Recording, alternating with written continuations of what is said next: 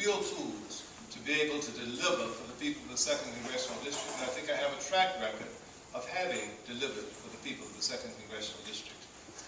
I believe that utilizing my position on the Defense Subcommittee of Appropriations, the Military Construction Subcommittee of Appropriations, the EA Subcommittee, and the Agriculture Subcommittee positions me uniquely to work and to continue working to be able to bring home your hard-earned tax dollars that we send to Washington and for so long never got back here. But billions of dollars for farmers, for education, for economic development, for all of the things that we need to improve the quality of our life, I've worked and I've brought them here.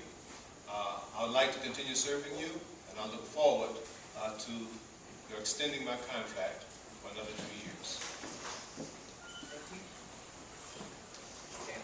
Thank you. My name is Mike Keown, and I want to be your next U.S. representative.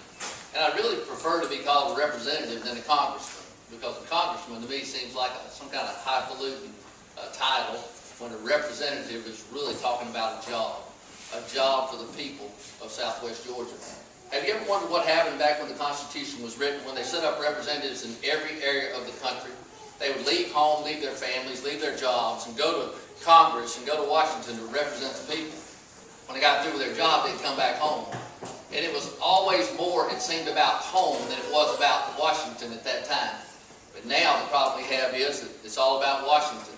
And it seems like nobody really gets concerned so much about home anymore. And there's a tremendous disconnect between Washington and home. And nowhere is that more apparent than in the 2nd Congressional District of Georgia. Yes votes on Obamacare, cap and trade bill, the stimulus bills, the bank bailouts, and the car buyouts have a lot of people in Southwest Georgia wondering who really represents us anymore. I'm Mike Keown. I'm just asking you to hire me to represent you, to go to do the job in Washington, and I'll promise you that I'll never forget that I work for you. So thank you.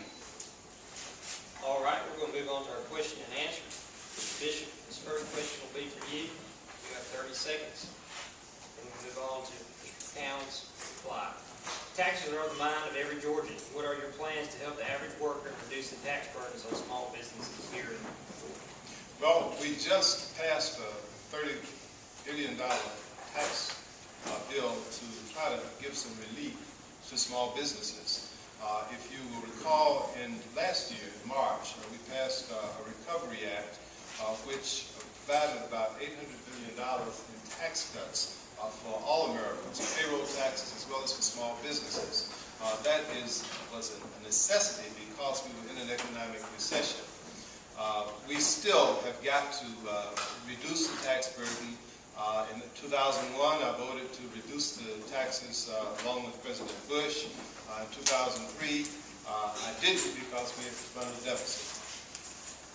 My time is up. I think the number one thing that we can do right now is extend the Bush tax cuts. I think we need to extend all of them. I think in a time of depression, recession that we're in right now, any kind of tax increase should be taken off the board. I think it's interesting that Congress just adjourned with a one-vote margin without doing anything about those Bush tax cuts before the election, just to get back home and see if we can get reelected. Thank you. Moving on to our next question. It'll be a question for both of you. What's your view on immigration? Do you think we should pass a law like Arizona, or give an example of what you think should be done to tackle this issue? Can you repeat it? What's your view on immigration? Do you think we should pass a law like Arizona, or give an example of what you think we should do to tackle this problem?